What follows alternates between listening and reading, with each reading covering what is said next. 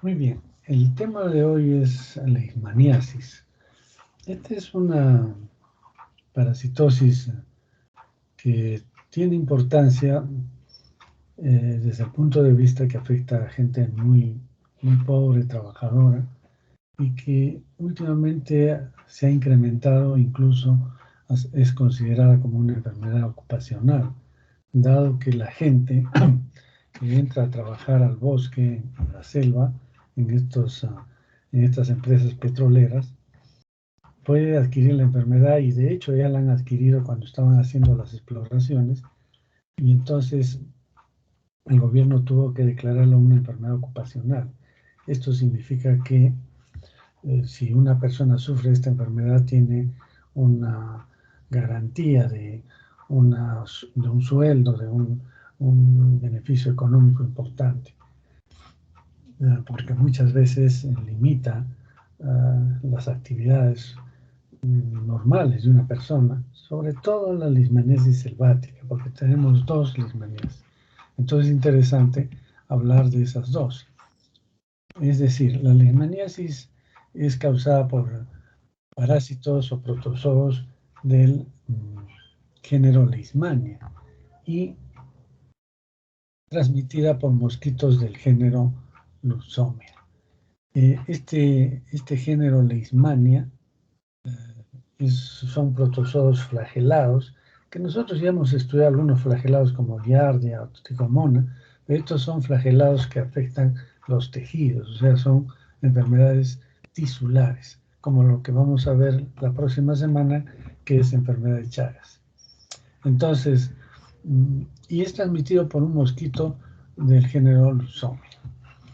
Ustedes están viendo ahí una fotografía de huacos precolombinos que ya tenían esta enfermedad, ¿no? Miren, con lesiones en la cara, mutilantes, sobre todo en la orofaringe. Esto, acá, perdón un ratito. ¿Aló? ¿Aló? Sí. Ya. Ya, para ahora. Ya, me doy una escapada. Me doy una escapada, ¿ya? Listo, gracias. Guárdame el lenguadito, ¿ya?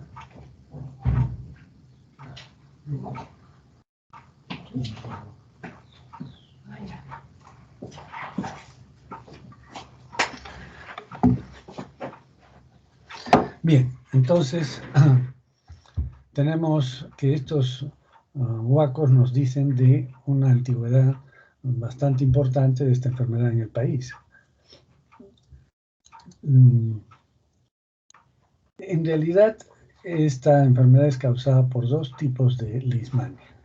La leishmania, bueno, por varios en realidad, pero los más importantes en el Perú son el subgénero Viana, que comprende dos especies: la Leishmania brasiliensis y la Leishmania brasiliensis peruviana. Algunos autores ya no hablan de brasiliensis, sino hablan de Leishmania brasiliensis, y la otra sería la Leishmania peruviana. Estas dos especies de Leishmania tienen un comportamiento bastante diferente. La primera, que es la Leishmania brasiliensis, tiene importancia en la selva. La gente que vive en la selva sufre esta enfermedad. Mientras que la Leishmania peruviana afecta una región bastante definida, que es la sierra central del país, ¿no? La parte de sierra de Ancash, incluso de Lima, la parte de sierra de Lima, de Ancash, de La Libertad. Eh, Toda esa zona está muy comprometida con esta enfermedad. Y es una enfermedad hasta cierto punto benigna, mientras que la silvestre o la selvática es sumamente agresiva, con destrucción de la orofaringe, que, como vamos a ver después, causa pues mutilaciones realmente. Bien, vamos a explicar después cómo es cada una de estas enfermedades. Por ejemplo, este es Ustedes están viendo acá una fotografía. Esta fotografía la tomé hace como unos 35 años, cuando estaba en un proyecto de leishmaniasis auspiciado por la comunidad canadiense y que se trabajaba todos los aspectos de la leishmaniasis, pero leishmaniasis andina, ¿no? Ustedes están viendo estos niños bien abrigados, lógicamente no son de selva, son de sierra, y tienen cicatrices en la cara, pueden ver acá, este también tiene otro por acá, por acá. Entonces, estos niños sufren de la leishmaniasis andina. Estos son niños de un valle que se llama Guayacayán, en Ancash, en la sierra de Ancash. Entonces, esta es la enfermedad que afecta a niños principalmente. Y vamos a ver que se conoce también como leishmaniasis cutánea o leishmaniasis andina. Cutánea porque solo afecta a la piel, rara vez afecta a las mucosas y esto lo hace por contigüidad, o sea, si hay una lesión en el borde de la nariz puede entrar un poco a la mucosa de la nariz, pero no es como en el otro caso que sí es de tipo metastásico. En este caso solamente es cutáneo y, como digo, puede comprometer mucosas, sí, generalmente en personas inmunodeprimidas. Este es un niño, por ejemplo, que tiene una leishmaniasis en el pabellón auricular, ¿no? Una lesión ulcerosa en el pabellón auricular. Pero tiene otro detalle, ustedes pueden ver, también este es de este mismo grupo, vean una imagen acá redondeada, si la podemos ver, está acá mejor todavía, ¿no? La pueden ver perfectamente. Y entonces, ¿qué enfermedad será esta? ¿Qué dicen? Se llama bartonelosis, pero también tiene otros nombres. ¿Qué otros nombres se le da a esta enfermedad? A ver si recuerdan de lo que han estudiado en microbiología.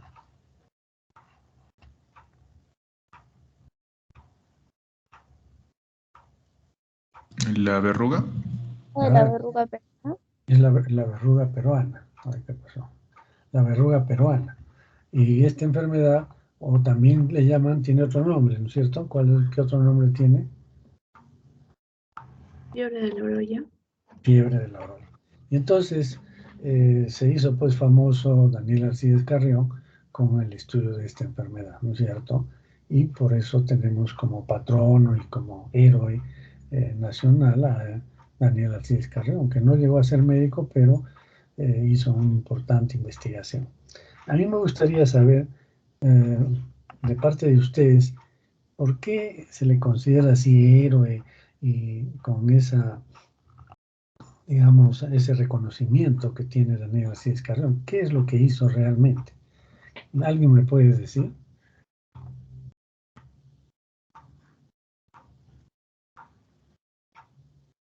Me parece que realizó una descripción detallada de la enfermedad. Para ese entonces, como que no había mucha investigación sobre la fiebre de la orolla y él se inoculó el patógeno.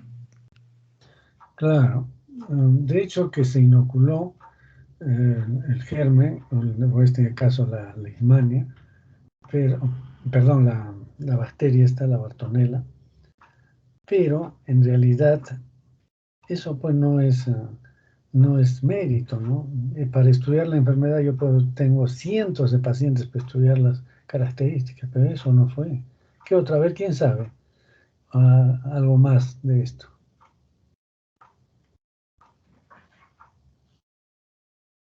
Es importante que ustedes conozcan esto porque ustedes son estudiantes de medicina y Daniel Asís Carrón también fue un estudiante de medicina.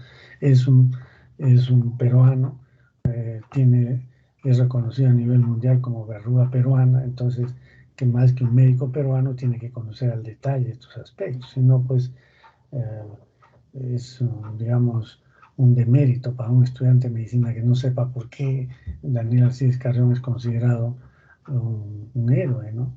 Y reconocido a nivel internacional. Eso es importantísimo. Por eso quiero aprovechar este momento para que ustedes quede claro. A ver, ¿quién sabe algo más de esto?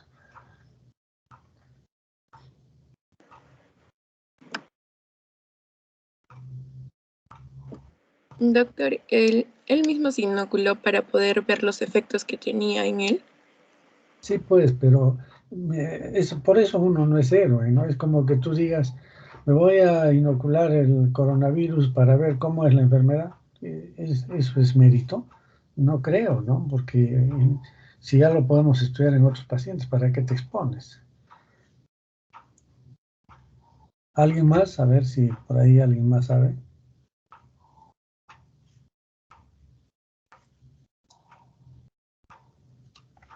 Bueno, parece que no se conoce bien esto, ¿eh? Y es un problema. Bueno, el hecho es que ustedes mismos lo han dicho, le llaman verruga peruana y otros le llaman, o se le llama también fiebre de la Oroya. Entonces, en esa época no estaba claro si era una misma enfermedad o eran dos enfermedades diferentes. Y entonces lo que pasa es que Daniel Alcides Carrión dice la historia por presión de algunos de sus profesores, que después se echaron un poco atrás, se obtuvieron de esta una biopsia de esta verruga y hizo un macerado y se inoculó. Entonces, con la idea de que si son, pensando que son dos enfermedades diferentes, lo que debería de salirle era, o sea, lo que iba a sufrir era de una verruga, no de la fiebre de la Oroya, porque se entendía que era otra enfermedad. Pero ¿qué es lo que pasó? No llegó a ser la verruga, sino se quedó en la fase de lo que es la fiebre de la Oroya. Más llamada fiebre de la Oroya, no porque en la Oroya no hay esa fiebre. Lo que pasa es que esta enfermedad circulaba entre la gente que vivía en los valles a partir de los 800 metros de altitud hasta los 2000, 2200, que es donde está el vector. Y la Oroya pues queda cerca de 4000 metros de altitud. Entonces en la Oroya no hay ese vector. Lo que pasa es que la gente iba a trabajar a estos valles y cuando regresaba a su tierra, a la Oroya, empezaban a hacer la fiebre tan alta y morían. Entonces, esto es, por ello le llaman la fiebre de la Oroya, pero en realidad en la Oroya no hay esta fiebre. Bueno, esa es otra historia, pero lo que quería demostrar era eso, ¿no? Que eran enfermedades diferentes, pero era la misma enfermedad con dos fases, la fase febril hemolítica y la fase verrucosa. Es decir, que el que hacía la fase verrucosa ya estaba salvado, ya se curaba prácticamente, pero muchos morían en la fase de fiebre, la fase febril. Y eso es lo que le pasó a Daniel Alcides Carrión. No llegó a hacer la verruga, lo único que hizo es la fiebre y la enfermedad hemolítica y que eso es lo que le causó la muerte. ¿Ven? Entonces el mérito no es que se inoculó, claro que ese es el procedimiento, pero el mérito es en que demostró que eran dos enfermedades, perdón, dos fases de una misma enfermedad, ¿no? ¿Queda claro esto? ¿Sí? ¿O alguna pregunta? Bien, entonces continuamos. Entonces este niño, yo le tomé estas fotos porque justamente presentaba estas dos enfermedades, la verruga peruana, que es la bartonelosis, y la leishmaniasis en el pabellón auricular. ¿Y por qué sucede esto? ¿Por qué estas dos enfermedades se dan pues en una misma persona? Porque el vector es el mismo. El vector de la bartonelosis o de la verruga peruana es la luxomia y el vector de la leishmaniasis también es la leucemia. Por eso que se da en la misma zona geográfica y se da generalmente en niños. ¿Por qué? Porque este mosquito circula en el peridomicilio, pica en la noche y los niños pues están descubiertos la cara, las manos y por eso las lesiones son en cara y en las manos, ¿no?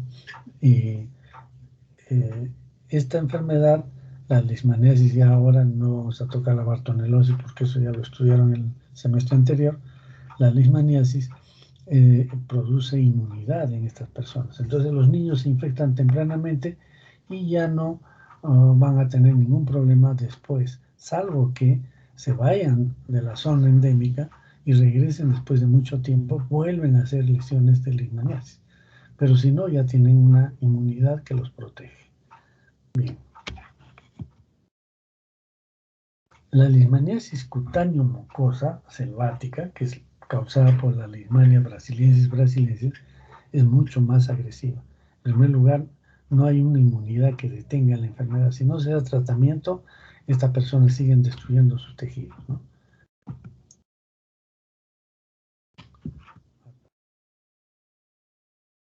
La imagen. No sé qué está pasando con esto.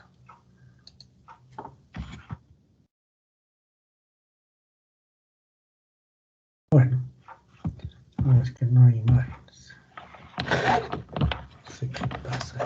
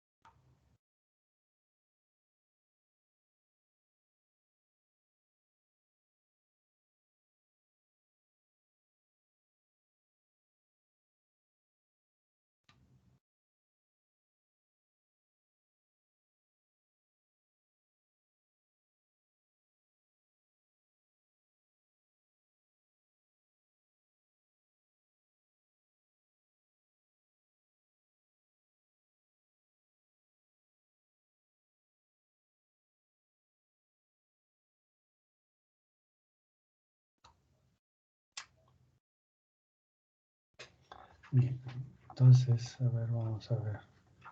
Nuevamente, no sé qué pasa.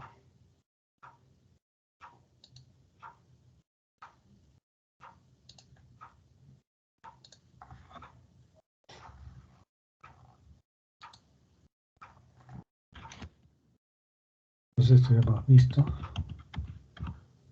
Miren, esta es la típica lesión de la leishmaniasis, digamos, selvática, que empieza en piel, por eso se llama cutáneo mucosa. Empieza en piel, es una úlcera, generalmente en los miembros inferiores, porque en selva este mosquito pica durante el día y también tiene un vuelo muy corto, ¿no? Muy bajo, no pasa del metro de altura. Entonces las lesiones son generalmente en miembros inferiores y como en selva la gente anda con muy poca ropa, entonces se producen estas lesiones. Y miren, es totalmente redondeada, con un borde indurado, una úlcera interna que no duele, salvo que esté infectada, y después va cicatrizando poco a poco. 2, 3, 4 meses ya está cicatrizada la lesión, ¿no? Pero lo que pasa es que aparecen lesiones en la orofaringe, y estas lesiones realmente no curan, ¿no? Y entonces tenemos en los labios, en el paladar blando, a veces paladar duro, la úvula se destruye, aquí toda la faringe se congestiona y después cuando cicatriza se forma una especie de cruz de la cicatrización de color blanquecino por el tejido conjuntivo que contrasta con lo enrojecido de la mucosa de la orofaringe. Esto es lo que se conoce como la cruz de Scomel. Scomel, como ustedes saben, es un arequipeño que estudió muchas de las enfermedades parasitarias, y no solo eso, ¿no? Fue matemático, filósofo, biólogo, médico, de todo en esa época, y era pues muy reconocido. Él estudió esta enfermedad y describió esa cruz que quedó en la literatura mundial como la cruz de Scomel, y que demuestra que se cicatriza esta lesión, pero el borde, en los otros lados, sigue el proceso inflamatorio. Entonces, esto es, digamos, tipo metastásico. ¿Cómo es que llega esta leishmania que estaba aquí, a esta zona? Algunos dicen que puede ser porque la persona se toca con la mano la herida de la piel y después se lleva a la nariz y de ahí entra la leishmania. Pero otros sostienen, y esto es lo más creíble, es que los macrófagos que están llenos de leishmania pueden viajar por vía sanguínea y encuentran las leishmanias en esta zona un ambiente más adecuado para su desarrollo, porque la leishmania no se desarrolla a temperaturas corporales, por ejemplo. Entonces la orofaringe es más fría y ahí se desarrolla. Entonces esa es la teoría de cómo es que llega la enfermedad a esta zona. Pero produce lesiones pues, destructivas severas, vamos a ver después. Entonces, tenemos aquí los estadios evolutivos. Solamente tenemos dos tipos de leishmania, que es la leishmania, el promastigoto y el amastigoto. Entonces, aquí ya no hay reproducción sexual, ya no hay gametocitos, no hay nada de eso. Solamente se dividen por fisión binaria. Y hay dos formas de presentación. El promastigoto, que es el que están viendo acá. El promastigoto, lo podemos ver en esta zona, es fusiforme, o sea, de forma de uso, tiene el núcleo, tiene un kinetoplasto que está completamente lleno de DNA, y después hay un flagelo que sale para acá, ¿no? Se desplaza un poco por fuera de esta forma de uso. Y acá tenemos el flagelo, acá también tenemos otra, el núcleo, el kinetoplasto y el flagelo. Miren. El parásito siempre avanza con el flagelo adelante, entonces esta sería la zona anterior. Por eso se dice que el kinetoplasto es anterior al núcleo. Esta sería la parte posterior. Esto es importante porque después vamos a ver en la enfermedad de Chagas cómo tenemos algunos estadios evolutivos del T. cruzi que están en la parte anterior y otros están en la parte posterior. En este caso, el kinetoplasto está anterior al núcleo y hay un flagelo muy evidente. No tiene membrana ondulante, como vamos a ver después en otros protozoos. Entonces, de frente sale un flagelo y no tiene membrana ondulante. Bien, esto mide más o menos 20 micras, ¿no? La forma de uso, 20 micras. En su diámetro mayor y en el menor es 4 micras más o menos. Luego tenemos el amastigoto. El amastigoto es ya una forma sin flagelo, puede ser amastigoto, sin flagelo. Y acá vemos, este es un núcleo de un macrófago y este es el citoplasma del macrófago, pero está repleto de estas estructuras que son los amastigotes. ¿Y cómo reconocemos un amastigote de leishmania? Lo reconocemos porque tiene un núcleo, un kinetoplasto, ¿no es cierto? Y una vacuola que vemos acá. Y entonces en todos vamos a ver eso, acá el núcleo, el kinetoplasto, la vacuola. Acá se ve muy bien, núcleo, kinetoplasto y vacuola. Acá también, núcleo, kinetoplasto y vacuola. Igual acá, ¿no es cierto? El núcleo, el kinetoplasma y la vacuola. Así podemos ver en todos. Entonces este macrófago está repleto de amastigotes que se dividen por fisión binaria también, y una vez que se han roto, aunque se ha llenado de amastigotos, se rompe las membranas del macrófago y estos salen para buscar otros macrófagos, los cuales no penetran activamente como lo hace el merozoito al hematíes, sino que el macrófago lo fagocita, pero no lo puede destruir y más bien se reproducen dentro del macrófago. Entonces, cuando muere el macrófago se libera una serie de enzimas que son pues líticas y que destruyen a la piel de su entorno. Y es por eso que se van produciendo las lesiones. Amastigoto mide más o menos 4 micras.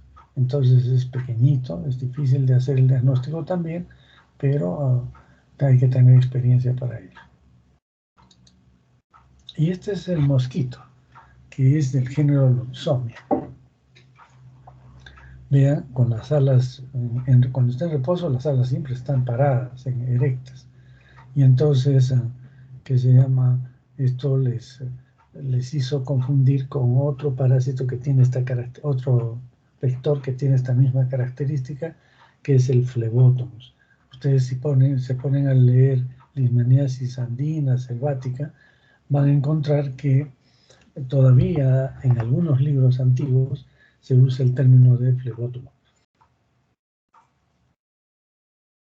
En realidad, el Phlebotomus es de Europa, de África, y transmite otra leishmaniasis, la leishmaniasis visceral.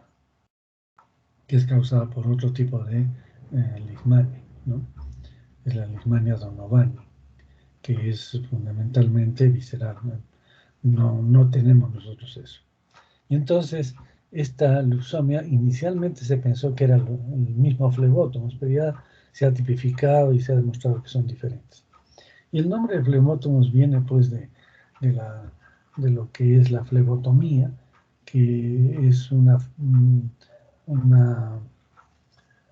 digamos, una técnica para encontrar una vena en niños. Nosotros cuando hemos sido internos teníamos que hacer la flebotomía porque los catéteres no eran tan buenos, eran con aguja, y entonces se rompían y el niño deshidratado con diarrea se movía y se salía la vía, o se infiltraba y era todo un problema. Entonces, ahora hay pues los Venocat, todas estas cosas que ya son plásticos y pueden quedar en la vena tranquilamente.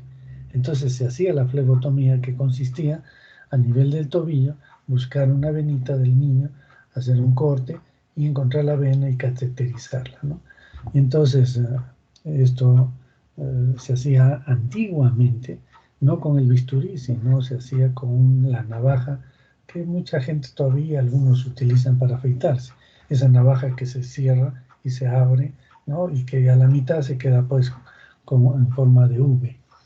Y de ahí viene el nombre porque las alas de estos vectores se abren así, cuando está en reposo, se abren en forma de V. Entonces por eso le llamaban flebotomos. Pero ya se ha demostrado que no es el flebotomos, sino en nuestro medio es la leucemia.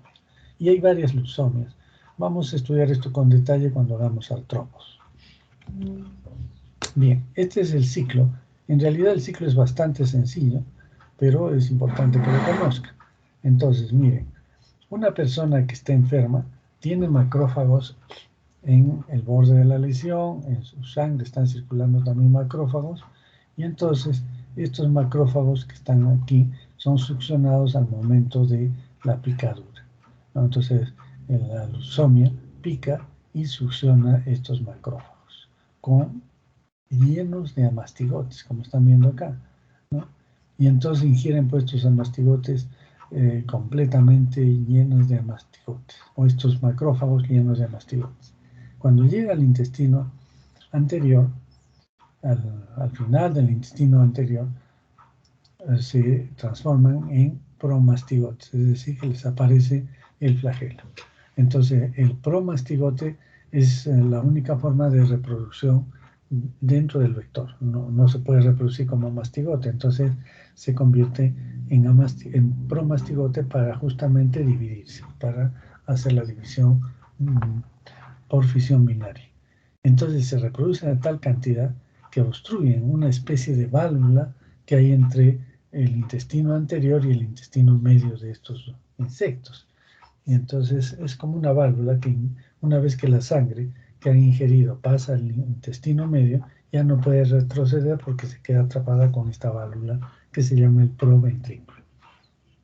Entonces, los parásitos se reproducen activamente como miles en el proventrículo, de tal manera que obstruyen el pasaje de la sangre cuando el insecto va a alimentarse. Entonces, succiona sangre en una nueva oportunidad, ya está infectado, succiona sangre y una vez que al succionar la sangre va a llegar hasta el proventrículo y no puede pasar. Entonces, ¿qué hace? Regurgita esa sangre hacia el hospedero que le proporcionó la sangre. La regurgita, y cuando regurgita, lógicamente todos estos promastigotes salen con esta sangre regurgitada y penetran en la piel de esta persona. Y de esa manera se produce la infección. Entonces, el mecanismo de transmisión no es por picadura, recuerden. Cuando hablamos de picadura, estamos hablando que hay introducción, inoculación de saliva. Y entonces el parásito tiene que estar en las glándulas salivales para que se produzca la transmisión por picadura. Aquí está bien que pique, pero no se produce por la picadura, sino por regurgitación, ¿no? Tengo presente eso. Bien, una vez que ha entrado el parásito en la forma de promastigote en la piel, no puede vivir como promastigote, sería destruir. Entonces inmediatamente al ser fagocitado por un macrófago, se convierte en amastigote, se encoge, se hace más pequeño, pierde el flagelo, y entonces tenemos ya los amastigotes que empiezan a reproducirse dentro del macrófago hasta que lo repletan y nuevamente salen y van a buscar otros macrófagos para que los fagociten y nuevamente se reproduce. Entonces este es el ciclo de esta parasitosis. ¿Alguna pregunta? Pues acá simplemente para recordarles que el mosquito, ¿no?, inocula los promastigotes por regurgitación, regurgita mejor los promastigotes que entran a los macrófagos, que son fagocitados por los macrófagos. Ahí está, se convierten en amastigote y ya no pueden, dentro del macrófago, si siguen como promastigotes serían destruidos. Entonces se convierten en amastigotes, ya no se destruye, y luego empieza la división por fisión binaria, repletan todo el macrófago, se rompe el macrófago y estos van a buscar otros macrófagos más. Y entonces es el ciclo. Entonces cuando viene el mosquito va a succionar estos amastigotes y en su intestino se convierten en promastigotes para reproducirse. Ese es el ciclo, entonces en resumen. ¿Cuál es la patogénesis? Entonces, los promastigotes son fagocitados, ¿no es cierto? Hay una fagocitosis de promastigotes por los macrófagos y se producen enzimas como la linfosfosfoglicomutasa, la glicoproteína 63, que son enzimas que van a tratar de destruir al parásito, pero al final cuando se rompe el macrófago más bien causan daño a nivel de los tejidos. Entonces hay una destrucción celular, se destruye la célula y por estas enzimas que causan destrucción celular y también lógicamente hay una inflamación y necrosis de esa zona. Esa es la patología, pero la inmunología funciona extraordinariamente para esta enfermedad. ¿Y a qué se debe esto? Que hay personas, por ejemplo, en la leishmaniasis andina, se produce inmunidad y ya se detiene el proceso, se queda en la piel, pero en la selva hay una lesión cutánea, después aparece una lesión mucosa, pero no en todas las personas. En algunas personas solamente se queda como lesión cutánea y no presentan jamás lesión mucosa. Y aún así, incluso hay personas que han sido inoculadas con el promastigote, o sea que el promastigote entró a su tejido, tuvieron una inmunidad y ni siquiera hicieron una úlcera cutánea, ni tampoco la lesión mucosa. Y esto lo hemos demostrado, se ha demostrado varias veces, pero nosotros hicimos un estudio con un serumista. Este serumista le tocó trabajar en una comunidad selvática y entonces vio que muy poca gente tenía leishmania, casi nadie. Y entonces tomamos muestras de sangre, este médico examinó a todos los pacientes completamente para ver si tenían lesiones de piel o cicatrices en la piel o lesiones mucosas y no tenían nada. Y entonces se les tomó la muestra de sangre y hicimos la serología. Y encontramos que 5% de ellos tenían serología positiva para leishmania, o sea que habían estado en contacto con la leishmania, pero no hicieron ningún tipo de lesión, o sea, fueron totalmente asintomáticos. Entonces tenemos tres tipos de personas: asintomáticos, que hacen lesiones solamente cutáneas, y otros que hacen lesión cutánea y mucosa, y otros más que hacen lesiones muy severas, ya agresivas realmente. Entonces, ¿cuál es la explicación? ¿Por qué se produce esto en unos y otros no? Entonces, lo que se demostró es que, o se ha hecho estudios en animales y también en seres humanos, y se ha demostrado que cuando la persona o el animal, porque esto también es una zoonosis, afecta a algunos roedores y otros animales, como el perezoso, por ejemplo, es un animal que tiene esta enfermedad.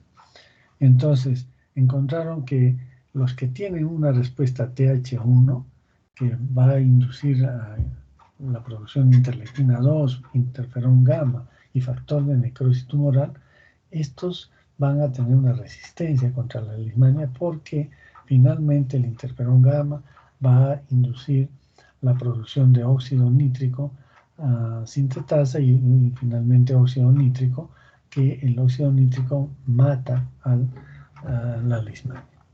Pero cuando hay personas que tienen una respuesta de TH2, van a producir interleuquina 4, interleuquina 5 y interleuquina 10, que más bien tienen que ver con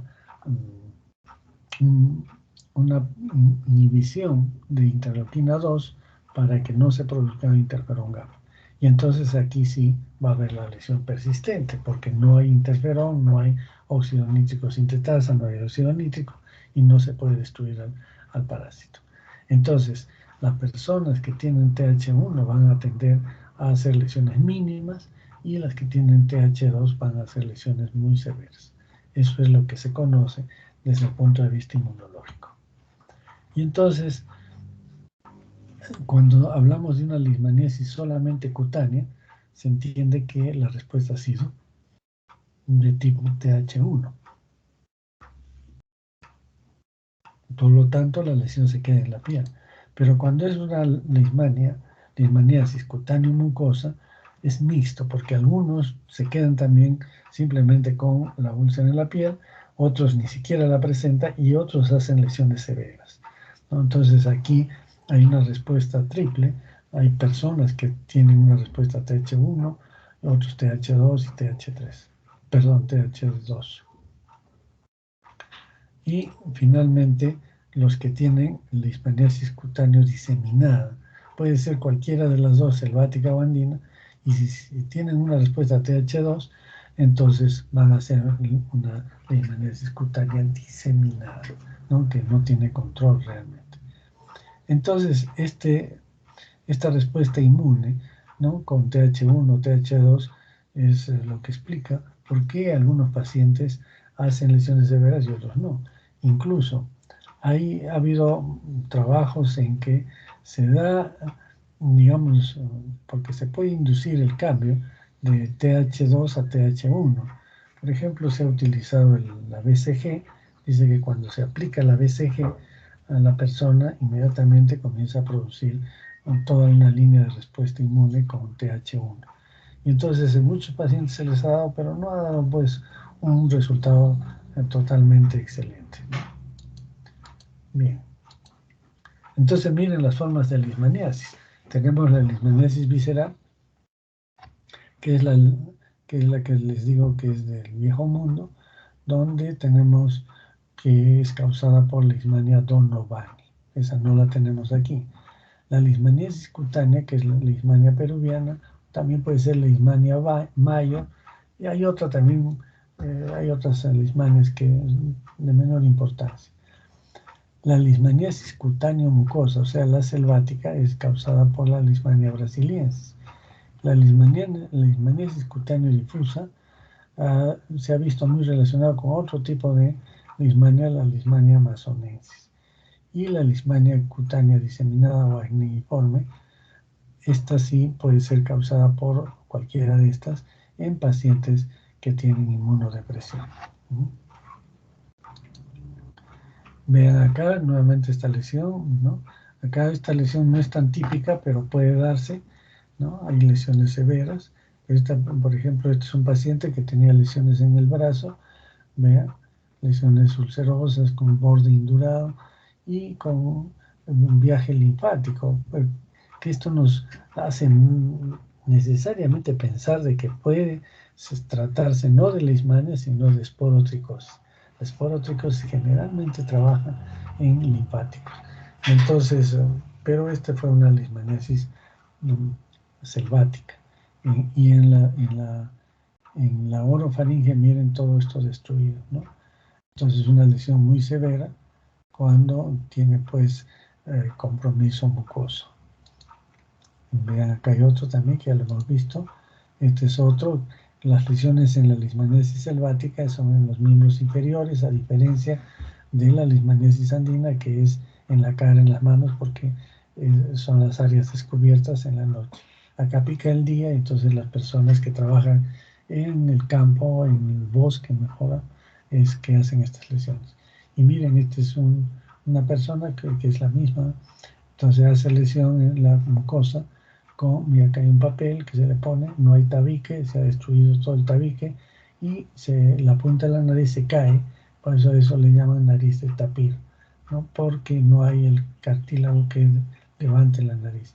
Entonces, esto es típico de estos pacientes que han adquirido la enfermedad en la selva y es causado por Leishmania brasiliensis. Este es un paciente que también le tomé una fotografía en el Instituto de Medicina Tropical hace muchos años, y este es un paciente que estaba por su tercera fase de tratamiento, pero no respondía. Después le aplicaron interferón y con eso mejoró bastante, pero ya las lesiones estaban muy, muy deterioradas. Incluso, miren, está infectado con bacterias, ¿no? Y cuando hay infección bacteriana, la lesión se agranda rápidamente. Acá miren toda destrucción del labio superior, incluso el paladar, los dientes, etc.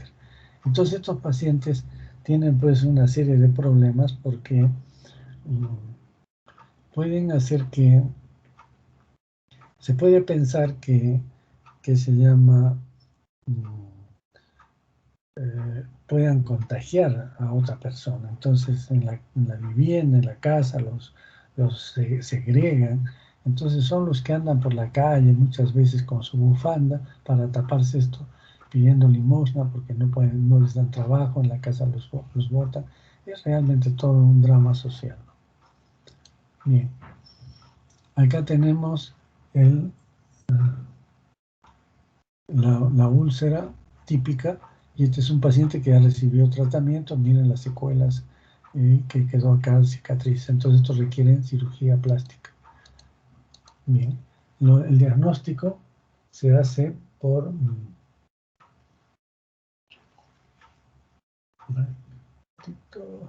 estamos casi sobre la hora. Se hace el diagnóstico mediante una impronta de biopsia. Son métodos directos, o sea, vamos a ver el parásito. Entonces, ¿qué es lo que se hace? Se hace una impronta, vean ustedes, de esta zona. La biopsia tiene que tomar de acá, del borde de la lesión. Si hacemos una biopsia de acá, no vamos a encontrar nada. Entonces hay que hacer de acá del tejido casi que está sano. Y hacemos con sacabocado o con un bisturí, se hace un corte en cuña y se saca una biopsia. Entonces, esta biopsia se toma con una pinza y se impregna en una lámina portaobjetos. Al impregnarnos, eso se llama la impronta, quedan ahí los parásitos, los macrófagos. A veces queda un poco de sangre también, pero hay que tratar de que no tenga sangre. Luego se puede también con esa misma biopsia, se le tritura, en un mortero se le destruye y eso se coloca en un medio de cultivo que es 3N, NNN. Y a los 6-7 días ya podemos tener los promastigotes. Y el estudio histopatológico también es importante, aunque rara vez se encuentran las leishmanias en un corte de piel o de mucosa de la orofaringe. Son contados los patólogos que pueden encontrar la leishmania. Y es muy difícil, o sea, no se encuentran todos. Pero lo importante del estudio histopatológico es que nos permite hacer el diagnóstico diferencial, porque muy bien puede ser un cáncer vasocelular y nosotros hacemos el estudio, hacemos la impronta, la biopsia, PCR, etcétera, y nos sale negativo para leishmania. Y entonces, ¿qué le vamos a decir al paciente? ¿Sabe que no tiene leishmania? ¿Y qué tengo? No sé, le vamos a decir. No. Entonces, siempre hay que hacer el estudio histopatológico porque puede ser un cáncer vasocelular y ya está hecho el diagnóstico. Y si encuentra leishmania, mucho mejor, por supuesto. También se puede hacer inoculación a animales. Los hámsters generalmente se utilizan, se les inocula en las orejas o en la trompita y hacen las lesiones, ¿no? Pero esto es más para investigación, no se hace rutinariamente. Y PCR, que también es de investigación, y supongo que con este adelanto que se da para el PCR, que ahora ya todos tienen hasta los laboratorios particulares tienen su termociclador y todo lo necesario para hacer el PCR, entonces probablemente ya se haga con mayor frecuencia. Pero en el momento, generalmente estamos con la impronta el estudio de la impronta, que no es fácil tampoco, hay que revisar toda la lámina, tiene una sensibilidad del 70-60%, y el cultivo, que es más difícil todavía. Entonces estos son métodos directos, por eso nos valemos también de métodos indirectos. Esta es la impronta, miren, acá son núcleos de macrófagos y acá están los amastigotes. Está el núcleo, el kinetoplasto, la vacuola, el núcleo, kinetoplasto, vacuola. Entonces se puede ver bien, acá hay un montón, pero otras veces hay muy pocos y hay que revisar toda la lámina y uno encuentra uno o dos amastigotes. Entonces es muy trabajoso el diagnóstico. Y otras veces se encuentra esto, ¿no? Ya esto es pues del libro, como dice. Entonces miren el macrófago, el núcleo, el citoplasma y lleno de los amastigotes. Acá también hay otro amastigote, acá hay otros que están alejados, a veces toman en forma de bala, ¿no? Más alargaditos, que son no tan redondeados como en este caso. Pero esto es una impronta, por ejemplo. Y entonces utilizamos métodos indirectos, como el ELISA, ¿no? El ELISA, que es una técnica que es conocida para detectar anticuerpos, por eso que son métodos indirectos, detectamos anticuerpos contra la Leishmania y la inmunofluorescencia. También se puede usar la intradermoreacción, que es el test de Montenegro, pero esto es para estudios epidemiológicos. Son proteínas de Leishmania que se inoculan en la piel. Y esta es la inmunofluorescencia, miren, así se ve la positividad. Estos es una técnica muy buena, ya les voy a explicar, creo que en la práctica les expliqué, en realidad son epimastigotes de T. cruzi, pero se utiliza también la reacción cruzada. Esto de la inmunofluorescencia lo vamos a explicar con mayor detalle cuando hagamos Chagas la próxima semana. Entonces, la leishmaniasis se da en la Sierra Central del Perú, que es la leishmaniasis cutánea o leishmaniasis andina. Y en la selva se da la leishmaniasis cutánea mucosa, ¿no? En la andina en niños y la selvática en adultos, ya saben la razón. Como pica en la noche, los niños están protegidos, solamente la cara y las manos están expuestas. Mientras que en la selva se da en adultos porque es en el bosque, no está en la ciudad. Esto sí se da en la ciudad. Esto es en el bosque. Y los que entran al bosque sufren la enfermedad. Entran por búsqueda de oro, busca recolección de castañas o hacen lo que trabajan en la extracción de petróleo, gas, etcétera, o los que hacen tala de árboles, ¿no? Entonces son los que sufren la enfermedad. La enfermedad no llega a las ciudades.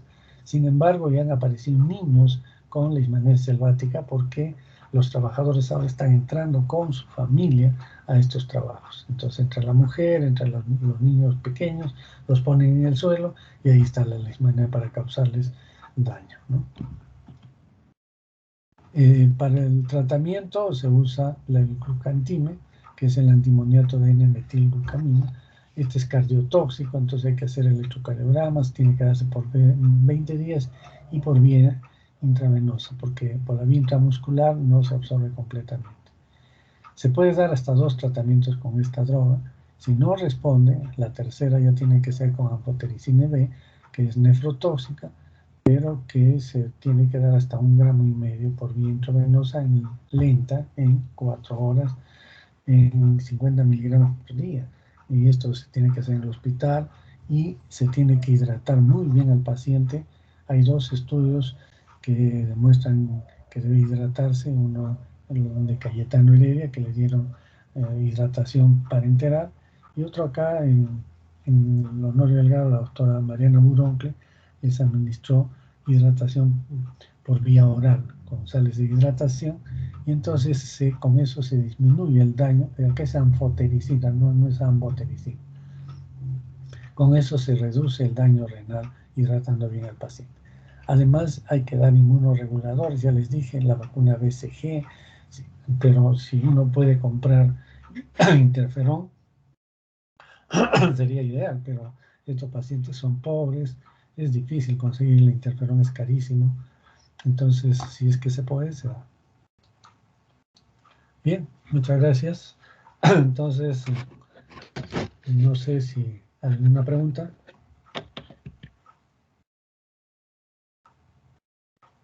¿Hay preguntas? Doctor, sí, una pregunta. Sí. Cuando el mosquito succiona los amastigotes de los macrófagos en la persona, ¿cuánto tiempo debe pasar para que vuelva a inocular promastigotos?